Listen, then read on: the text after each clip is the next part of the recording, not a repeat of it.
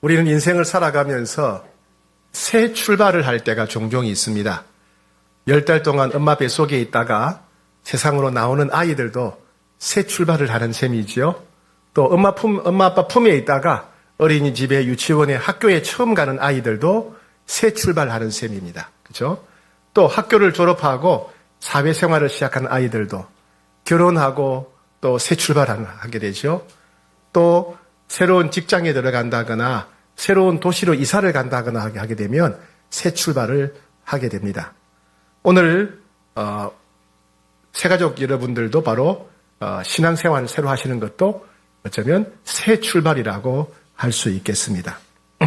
바로 신앙의 새로운 출발이라고 하겠습니다. 이스라엘 백성들도 그런 시기, 새 출발하는 시기가 되었습니다.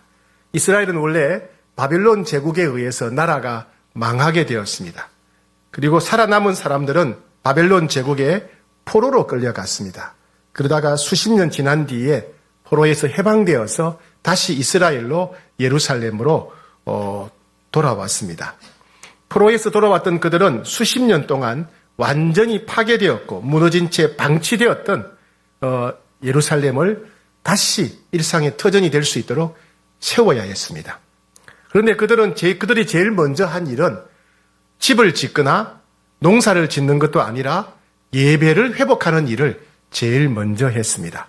오늘 본문 1절, 2절 말씀을 같이 받들어 읽겠습니다. 시작. 이스라엘 자손이 각자의 성읍에 살았더니 7째 달에 이르러 일제히 예루살렘에 모인지라. 요사닥의 아들 예수아와 그의 형제 제사장들과 스알디엘의 아들 스룹바벨과 그의 형제들이 다 일어나 이스라엘 하나님의 제단을 만들고 하나님의 사람 모세 율법에 기록된 대로 번제를 그 위에서 드리려 할세. 네, 이스라엘 백성들이 포로에서 돌아와서 그들은 집을 짓거나 농사 짓기 위해서 땅을 개간하거나 도시의 기초를 세우기 전에, 또 성전도 건축되기 전에 하나님 앞에 번제를 드렸다. 번제를 드렸다. 여기 번제는 예배입니다. 예배. 왜 그들은 포로에서 해방되어 와서 집을 짓기 전에 또 땅을 개간하기 전에 도시를 세우기 전에 하나님 앞에 번제, 곧 예배를 먼저 드렸을까요? 그것은 하나님이 우리와 함께 하신다면 우리가 다시 시작할 수 있다 하는 믿음 때문에 그렇습니다. 그들은 인생의 회복, 삶의 회복은 하나님으로부터 시작된다는 것을 알았습니다. 오늘 말씀은 우리들에게 예배로 새 인생을 시작하라라고 하는 하나님의 초대의 말씀입니다. 하나님께서 오늘 우리에게 주시는 첫 번째 말씀은 하나님이 함께 하셔야 삶이 회복된다는 말씀입니다. 이스라엘 백성들은 수십 년 동안 버려졌던 황폐한 땅으로 돌아왔습니다. 집도 성벽도 농지도 길도 없었습니다. 그런데 그들은 제일 먼저 제단을 쌓았습니다. 당시의 제단은 하나님을 만나는 자리였습니다. 하나님을 만나고 하나님 앞에 사랑의 마음을 고백하고 또 감사의 마음을 고백하고 또 하나님 앞에 회개의 마음을 고백하는 곳이 바로 제단입니다. 그래서 제단에서 제사를 드린다는 것은 오늘식으로 말하면 예배를 드린다는 말과 같은 말이라고 할 수 있겠습니다. 그들은 이 제단을 쌓는 것, 즉 예배 드리는 것을 제일 먼저 했던 이유는 바로 하나님을 중심에 모시고 싶었기 때문에 그렇습니다. 포로에서 돌아온 백성들이 우리 삶의 중심은 하나님이다. 내 인생의 중심은 하나님이시다 하는 그런 고백으로 그들은 제일 먼저 제사를 드렸던 것입니다. 당시 이스라엘 백성들의 형편은 매우 불안했습니다. 주변 민족들이 이 이스라엘 백성들을 노리고 호시탐탐 기회를 노리고 협박하고 공격하고 있었습니다. 포로에서 돌아와서 농사를 짓지 못했으니까 먹을 양식도 당연히 부족했습니다. 이러다가 가족들이 굶어 죽는 것이 아닌지 주변 민족들이 습격해와서 자신들을 모두 죽이지 않을까 늘 두려웠습니다. 그런데 그들은 그런 두려움 속에서도 하나님께 먼저 예배를 드리기로 결단했습니다. 오늘 본문 3절 말씀을 같이 받들어 읽겠습니다. 시작. 무리가 모든 나라 백성을 두려워하여 제단에 그 틀을 세우고 그 위에서 아침 저녁으로 여호와께 번제를 드리며 무리가 즉 이스라엘로 예루살렘으로 돌아온 백성들이 모든 나라 백성을 두려워하여 주변 민족들 위협하고 협박하고 공격하는 그들을 두려워하여 번제를 드렸다. 이 말은 두 가지를 해석할 수 있습니다. 주변 민족들 때문에 두려워서 예배를 드렸다. 이렇게 볼 수도 있고 주변 민족들 때문에 두려웠지만 두려움에도 불구하고 하나님께 예배를 드렸다. 이렇게 볼 수도 있습니다. 둘 다 가능합니다. 그들은 너무 두려웠기 때문에 예배를 드릴 수밖에 없었습니다. 그들은 너무 두려웠지만은 예배를 드렸습니다. 왜요? 하나님이 함께 하시면, 하나님이 우리 중심에 오시면 다시 시작할 수 있다는 믿음 때문입니다. 그래서 그들은 두려움 때문에 예배를 멈춘 것이 아니라 두려움 때문에 하나님께 예배를 드렸던 것입니다. 두려움 때문에, 두려움에도 불구하고 하나님을 마음의 중심에 모시고 하나님을 의지하는 고백을 올려드렸던 것입니다. 우리도 삶이 불안하고 형편이 어려울수록 하나님을 만나야 됩니다. 형편이 어려우니까 힘드니까 교회 안 갈래, 하나님 안 만날래가 아니라 내가 힘드니까 형편이 어려우니까 하나님을 만나야 됩니다. 내가 어디로 가야 될지, 내가 무엇을 해야 될지, 내가 어떻게 해야 될지 모를수록 하나님을 만나야 됩니다. 하나님을 만나야 우리는 살 길을 알 수 있고 피할 길을 찾을 수 있기 때문에 그렇습니다. 그리고 하나님을 가장 빨리 만나는 길은 예배 드리는 것입니다. 예배를 통해서 우리는 하나님을 가장 쉽게 빨리 만날 수 있습니다. 그러니까 예배는 우리가 상황이 좋을 때, 형편 좋을 때 예배 드리는 것이 아니라 상황이 좋지 않을수록, 상황이 힘들수록 하나님을 만나기 위해서 예배 드려야 된다는 것입니다. 하나님이 우리 삶의 중심이 된다면 하나님께 드리는 예배는 우리 삶의 가장 우선순위가 되어야 됩니다. 하나님께서 우리 중심이 되시고 예배 드리는 삶이 우리 삶의 우선순위가 된다면 하나님께서 우리 인생의 질서를 다스리시고 회복시켜 주십니다. 하나님께서 우리 중심에 오시고 예배가 우리 삶의 우선순위가 될 때 하나님은 우리 삶을 형통하게 인도해 주십니다. 우리나라는 IMF 체제라고 하는 참 끔찍하고 힘든 과정을 통과했습니다. 그때 한 사업가가 있었습니다. 그분의 간증입니다. 회사가 부도가 나서 하루아침에 무너졌습니다. 그때 많은 회사가 무너졌지요. 그런데 아내가 도저히 당신과 함께 살 수 없다면서 아이들을 데리고 집을 나가버렸습니다. 회사도 망하고 가정도 한순간에 무너져 버렸습니다. 아무것도 할 수 없어서 내가 할 수 있는 것은 죽는 것밖에 없구나라는 생각에 자살을 생각하게 되었습니다. 그런데 마지막 세상을 떠나기 전에 어릴 적 친구들과 함께 놀러 다녔던 교회에 한번 가보고 싶다는 생각이 얼핏 들었습니다. 입고 있는 옷은 며칠 동안 한 번도 갈아입지 못해 엉망이었지만은 어차피 세상을 떠나기로 했으니까 아무런 부끄러움도 없었다고 합니다.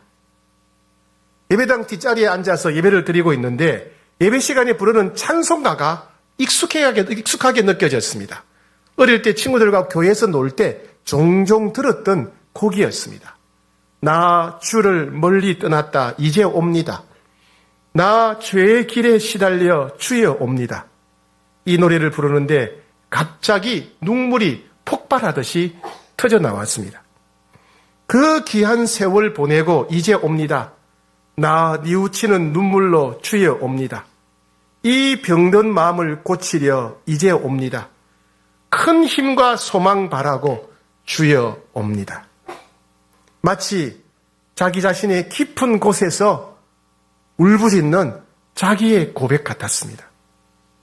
그때 한 번도 경험해보지 못했던 하나님의 음성이 들려왔습니다. 사랑하는 아들아, 내가 지금까지 너를 기다렸단다. 잘 왔다. 내가 도와줄게. 내가 너를 떠나지 않고 너와 함께 할 거야. 이런 음성이 들려왔습니다. 마치 어릴 때 헤어졌던 부모님을 다시 만난 것처럼 그렇게 기뻤다고 합니다. 그때부터 작은 일부터 시작해서 점점 일의 규모가 커지게 되었고 작지만 다시 자기 사업을 회복할 수 있게 되었다고 합니다. 그리고 뿔뿔이 헤어졌던 가족이 다시 만나게 되었다고 합니다. 이와 같이 우리가 하나님을 만나게 되면 놀라운 일이 일어납니다. 하나님께서 우리 삶의 중심에 오시게 되면 우리 삶이 새로워지게 됩니다. 그래서 이스라엘 백성들은 집을 짓기도 전에, 도시를 세우기 전에, 토지를 개발하기 전에 먼저 예배를 통해서 하나님을 만났던 것입니다. 오늘 오신 새가족 여러분, 하나님께서는 여러분들의 인생을 새롭게 하기를 원하십니다. 환경이 바뀌지 않았지만, 상황은 여전히 힘들지만 마음의 중심에 하나님을 모실 때 조금씩 변화가 일어나게 될 것입니다. 하나님께서 우리 삶의 중심에 오신다면 우리 삶의 모든 것을 제자리를 찾을 수 있도록 다스려 주십니다. 하나님께서 우리 삶의 중심에 오신다면 하나님께서 그 나머지 모든 것을 책임지시고 다스려 주십니다. 그래서 이스라엘 백성들이 하나님 만나기를 갈망했던 것입니다. 그렇게 하나님 만나기를 갈망하는 여러분 되시기를 축복합니다. 하나님을 갈망하는 분마다 하나님을 만나는 놀라운 경험이 있기를 축복합니다. 하나님을 만났을 때 마음이 회복되고 인생이 회복되는 놀라운 경험이 있기를 축복합니다. 하나님께 주시는 두 번째 말씀은 예배는 하나님의 임재와 은혜를 경험하는 자리다라고 말씀하십니다. 자, 4절, 5절 말씀 같이 읽겠습니다. 시작. 기록된 규례대로 초막절을 지켜 번제를 매일 정수대로 날마다 드리고 그 후에는 항상 드리는 번제와 초하루와 여호와의 모든 거룩한 절기의 번제와 사람이 여호와께 드리는 예물로 드리되. 네. 이스라엘 백성들은 매일 하나님께 번제를 드렸다. 초막절의 제사를 드렸다. 또 각종 절기의 제사를 드렸다고 합니다. 이 모든 제사는 하나님을 향한 사랑의 마음, 충성의 마음, 헌신의 마음을 고백하는 예배라고 할 수 있겠습니다. 특히 초막절은 하나님께서 베풀어 주신 은혜에 대해서 감사하는 마음을 일주일 동안 지키는 것입니다. 일주일 동안 계속해서 온 가족이 모여서 하나님이 우리 삶에 어떤 은혜를 베푸셨는지를 기억하고 나누고 감사하고 가르치는 그런 절기가 바로 초막절입니다. 그런데 참 신기하고 놀라운 점이 있습니다. 예배는 흔히 우리가 하나님께 무엇을 드리는 시간이다라고 생각합니다. 그런데 예배는 우리가 하나님께 드리는 시간이면서 동시에 우리가 하나님으로부터 뭔가를 받는 시간입니다. 우리는 하나님께 찬양과 경배를 드리지요.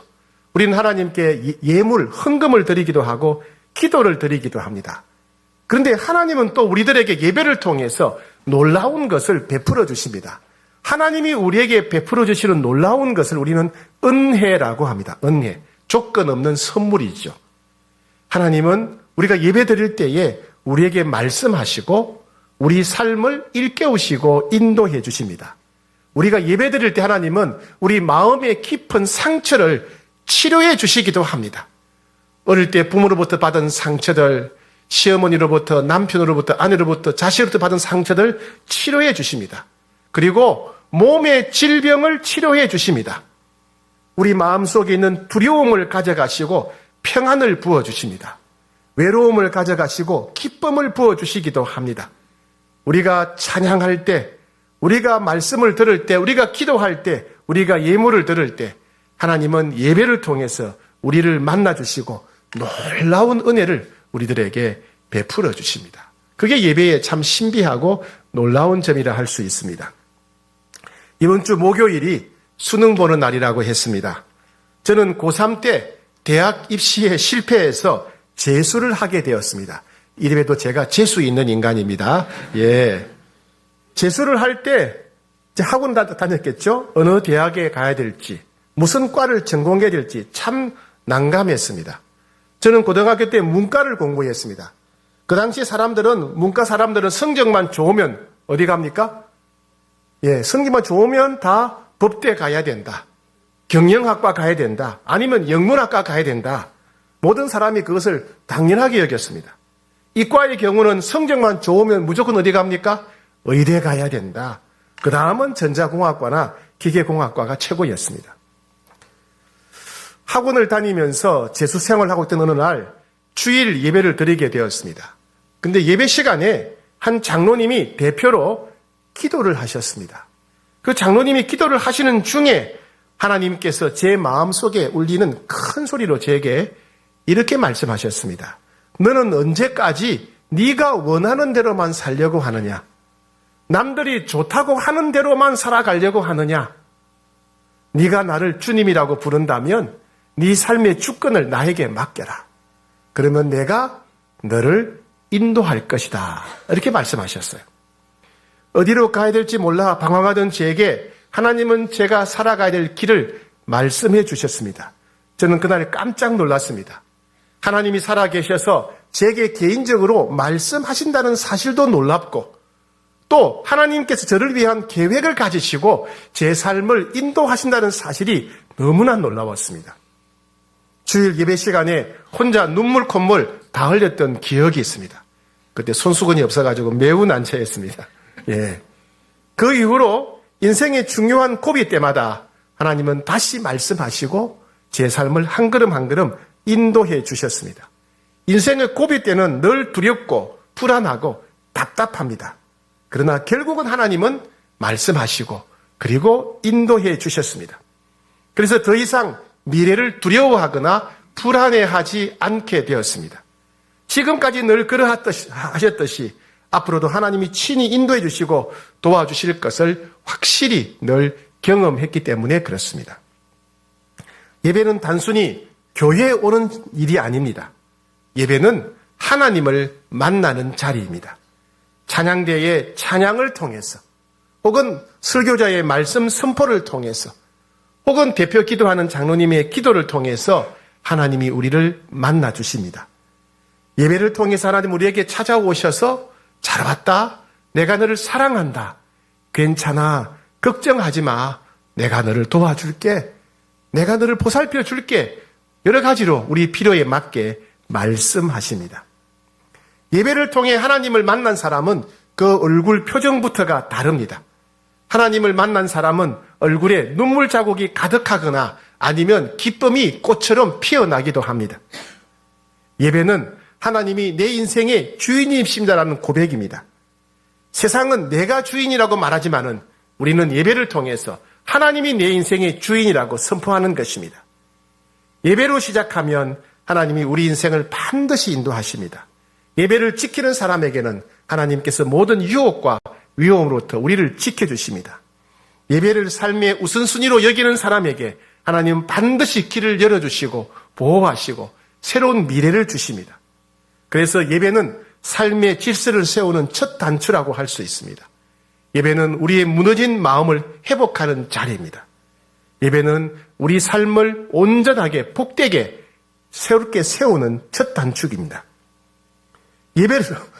예배를 놓치면 삶의 방향이 흔들립니다.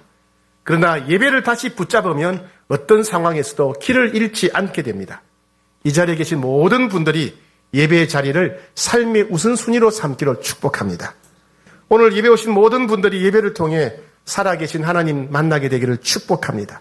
하나님께서 우리 각자에게 여러분에게 말씀하시는 세미한 음성을 듣게 되기를 축복합니다. 하나님의 전능하고 자비로운 손으로 인해서 여러분의 마음의 상처가 치유되고 여러분의 몸의 병이 낫게 되는 역사가 일어나기를 축복합니다. 특별히 처음 오신 새가족 여러분, 도저히 부인할 수 없는 하나님의 임재를 예배를 통해 경험하게 되기를 축복합니다. 여러분들에게 찾아오셔서 여러분들에게 말씀해 주시고 여러분들의 약함을 만져주시는 사랑의 하나님, 전능하신 하나님을 볼 수 있게 되기를 축복합니다. 하나님께서 우리에게 주시는 세 번째 말씀은 예배자는 감사와 감격으로 나아가야 된다라고 말씀하십니다. 자, 오늘 본문 12절, 13절 말씀을 같이 받들어 읽겠습니다. 시작. 제사장들과 레위 사람들과 나이 많은 족장들은 첫 성전을 보았으므로 이제 이 성전의 기초가 놓임을 보고 대성통곡하였으나 여러 사람은 기쁨으로 크게 함성을 지르니 백성이 크게 외치는 소리가 멀리 들리므로 즐거이 부르는 소리와 통곡하는 소리를 백성들이 분간하지 못하였더라. 네. 하나님을 만나고 하나님께 예배드리는 성전의 기초가 놓였을 때 어떤 사람들은 대성통곡을 했습니다. 어떤 사람들은 기쁨으로 인해 큰 소리를 질렀습니다. 젊은 세대는 기쁨으로 인해 크게 함성을 지르고 포로로 끌려가기 전에 옛 성전을 기억했던 노년 세대는 큰 소리로 통곡하며 울었습니다. 비록 아직 성전이 완성되지는 않았지만은 그들은 하나님이 기초를 세워 주셨다는 사실만으로도 그들은 감사했습니다.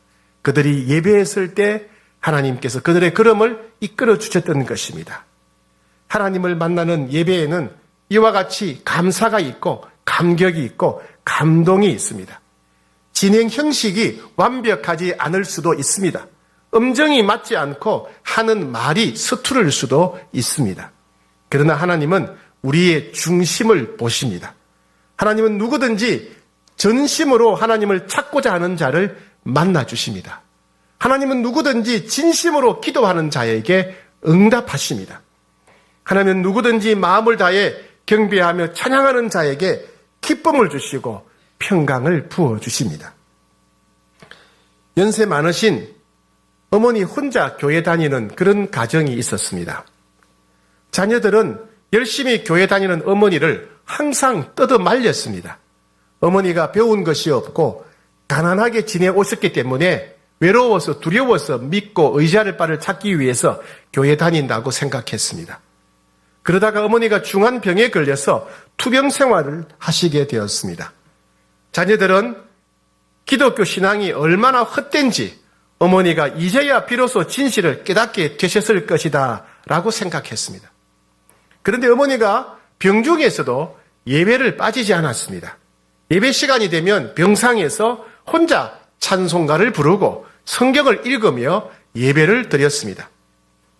몸이 아파서 찬송을 부르기 어려울 때도 눈물로 내 평생에 가는 길 순탄하여 늘 잔잔한 강 같든지 큰 풍파로 무섭고 어렵든지 나의 영혼은 편하다 이렇게 찬송을 불렀습니다. 그런데 자녀들은 어머니의 이런 모습을 통해서 놀라운 사실을 깨닫게 되었습니다.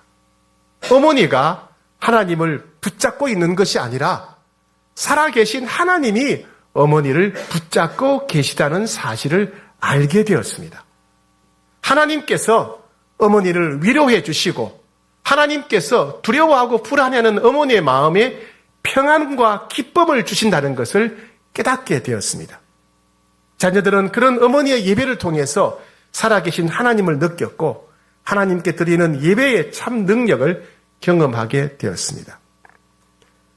온 마음과 정성을 다하는 진실한 예배는 예배자 자신은 물론이거니와 주변 사람들에게도 하나님을 만나는 통로가 될 수 있다는 이야기입니다.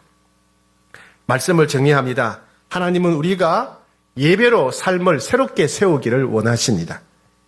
이스라엘 백성들은 바벨론에서 포로로 돌아온 뒤에 모든 것이 파괴되고 무너졌지만은 성전을 건축하며 예배 드리기를 가장 먼저 힘썼습니다.